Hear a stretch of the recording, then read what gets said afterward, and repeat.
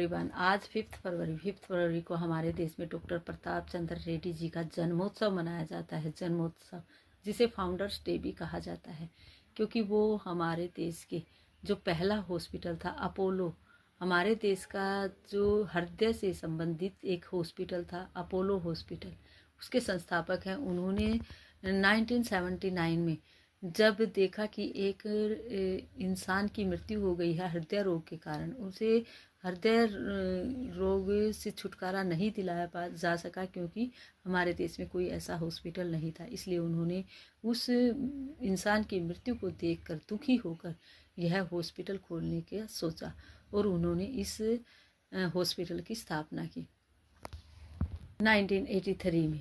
आज उनके जन्मोत्सव पर हम उन्हें हार्दिक बधाई देते हैं और कामना करते हैं उनके लंबे जीवन के लिए, ताकि वो लंबे समय तक लोगों की स्वास्थ्य सेवा करते रहें। और आज हम बच्चों को डेट एंड डे बताने के बाद इस तरह का वर्क करवाएंगे, बच्चों को बताएंगे उनके बारे में कि उन्हें क्या क्या, जैसे 1991 में पद्म भूषण और 2010 में उन्हें पद्म विभूषण से सम्मानित किया गया था। भारतीय स्वास्थ्य सेवा क्षेत्र में उनके योगदान के लिए उनको सम्मानित किया जाता है। अपोलो हॉस्पिटल के संस्थापक प्रसिद्ध हृदय रोग विशेषज्ञ, उनका जो बर्थडे होता है वो 5 फरवरी को होता है।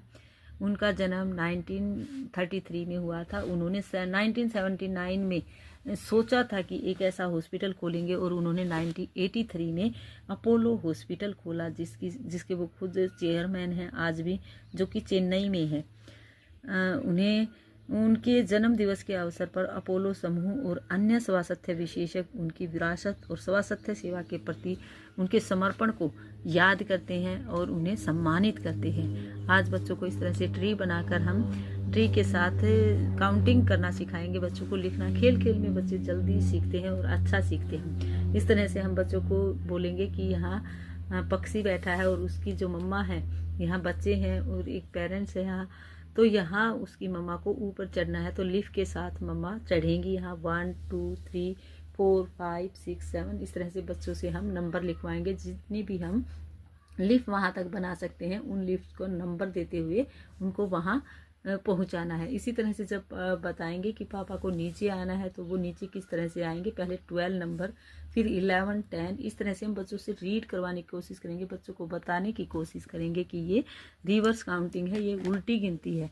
जब हम सीधे चढ़ते हैं तो सीधी, और जब उल्टे वापस आते हैं तो उसी सीढ़ी को जो नंबर मिला है 12, तो उसको बोलते हुए हमें वापस आना है।